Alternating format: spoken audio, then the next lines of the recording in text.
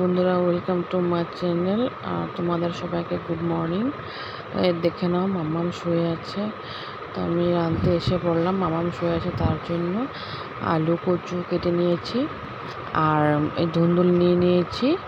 তো ধুন্দুল চচ্চড়ি করবো আর সব কাটা হয়ে গেল। দেখে নাও তোমরা সবাই। পেঁয়াজ দিয়ে বানাবো, শুধু কাঁচা লঙ্কা দিয়ে, তেজপাতা দিয়ে, আর যেটা দেওয়া হয় অল্প স্বল্প মশলা তো দিয়ে দেব। তো গরমে ফ্যানটা ভাবছি চলাবো, কিন্তু চলাইনি।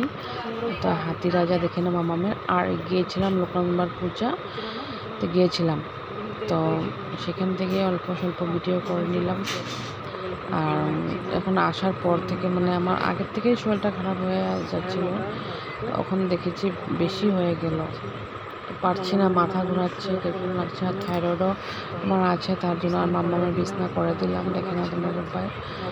আর কি বলবো, আমি ছেলেকে যে খাওয়াটা যে মানে ডিম আমলেট করে দেবো, আমার জোর পাচ্ছি না। তো কোনো রকম ভিডিওটা আমি করে নিলাম। তো আমার ছেলে বলছে, মা তোমার শরীর ভালো, তুমি শুয়ে পড়ো। আমি বলছি ঠিক আছে। তো তথাপি দেখো আমার মুখে হাসিটা মানে কম হয় না, জানো কেন?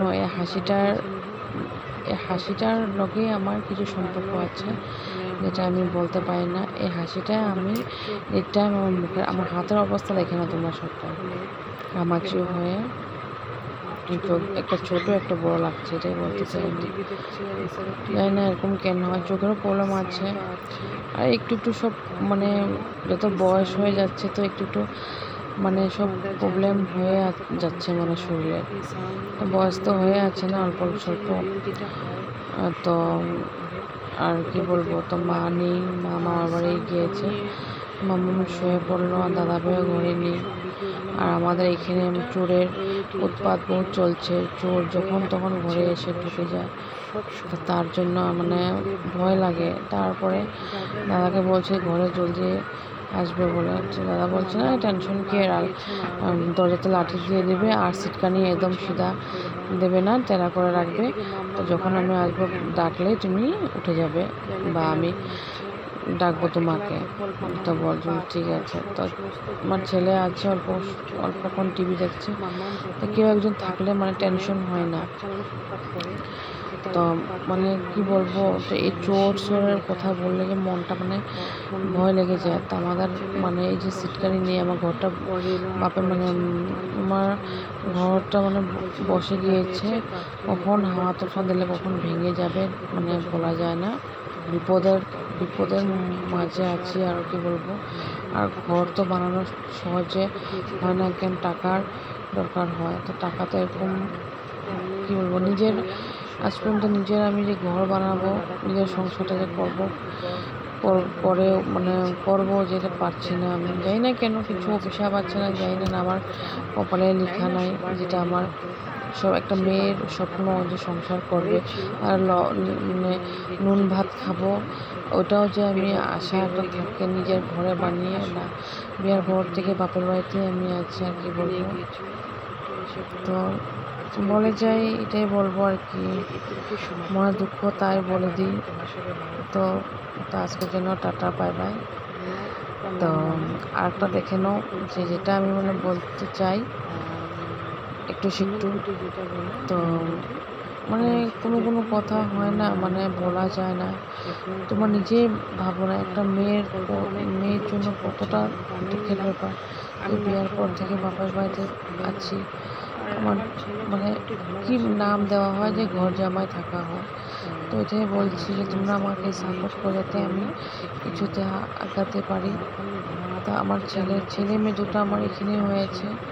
তো তখন এই সময়ও আমার পাশে কেউ ছিল না, আমার মা বাবা তো ছিল না। ছেলে যখন হয়েছিল, ডেলিভারি কেস যখন হয়েছিল, আর এই দেখো ডিম এনে নিলাম, 5টা ডিম।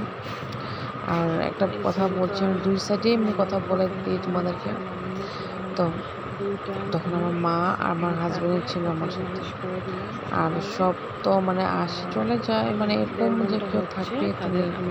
তো বলছি সব ঠাকুর আছে, তো আর সব হয়ে যাবে, যত বিপদ আপদ আসুক। তো এরা যে ঘরের অবস্থা দেখে না। যে নিজেও বা কিছু করে দেব। আর আমার মার ছেলে নেই, আমি একলা একটা মেয়ে, তার জন্য ফালাতে পারি না মাকে। কেন ফালাবো মাকে? মানে যতই মেয়ের মাঝে কিছু ঝগড়া হলো বা কিছু হলো, মা মায়ে হয়, মেয়ে হয়। তো পারি না, কিন্তু তথাপি যখন নিজের ঘর বাঁধতে পারবো চলে যাব। তো এরকম আমার মানে সমস্যা হয়ে গিয়েছে। তো হাতে টাকা পয়সা নিয়ে কী করবো আর? দেখি কবে নিজের টাকা পয়সা হবে ভালো মতন, যাতে আমি যতটুকু হোক আমি ঘরটা বানিয়ে তুলতে পারি। তো আজকে আমার মেয়ে আছে, ছেলে আছে।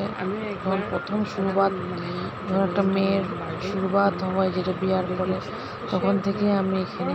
তো আজকে দেখে নাও আমার ছেলের 12 বছর হতে চলেছে, আর আমার মেয়ে 4 বছর ঢুকবে। তো আজকে দেখো কতটা কিছু আমি মানে জার্নিং করে যাচ্ছি। তাদের শুনতে খারাপ লাগবে কারো, কিন্তু যেটা বলছি আমি সত্যি বলছি। আমার মানে যেখানে আমি আছি ওই সাইডে মানে কেউ থাকলে তখন বুঝে পাবে যে কতটা কষ্টের, যে মুখ ফুটেও বলতে পারি না। কোনো দিন এরকম হয়ে যায় যে আমি কাঁদতে লেগে যাই, কিন্তু বলছি কাঁদলে কি হবে? হবে না, থাকতে হবে, চলতে হবে, খেতে হবে। কিসের জন্য আমি হাসি ফুর্তি থাকি, যাতে আমি মানে আমার আর থাইরয়েড বেমার মানে শরীর অসুস্থ হয়ে যায়। এই বেমারের কোনো ইসে নেই, যাতে তুমি ওষুধ খেতে থাকো, কিন্তু আমি ওষুধ খাই না, কারণ বহুত কিছু প্রবলেম হয়ে যায় ওষুধ মানে ওষুধ খেলে বহুত কিছু প্রবলেম হয়ে যায়, তার জন্য আমি খাই না।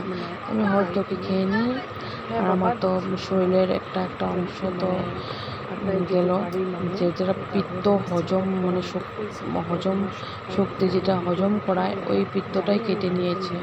তো আমার কিছু ভালো মতন খেতে পাই না, মন ছেলেও খেতে পাই না, তার জন্য। আর তোমরা তো আমার ফ্যামিলি, ইউটিউব ফ্যামিলি, তোমাদেরকে তো বলতেই হবে। আর আমি কাকে বলবো? মনের যত কথা আছে, সেই জন্য বলে তোমরা আমাকে কমেন্ট করো, যাতে আমি তোমাদেরকে বলতে পারি কোনো মনের কথা, আমারও ভালো লাগবে। আর আমি চাই যে আমাকে সবাই চিনতে পারো, বা আমার সাপোর্ট থাকো, বা আমাকে ভালোবাসো। কিন্তু জানি না কার কতখানি ভালো লাগে আমাকে। জানি আমি গুছিয়ে কথা বলতে পারি না, কিন্তু আমার যা মনে আছে আমি তাই সিধাভাবে আমি বলে দিই। তো তার জন্য খারাপ হবে না। আজকের জন্য টাটা, বাবা। তোমরা সবাই ভালো থাকো।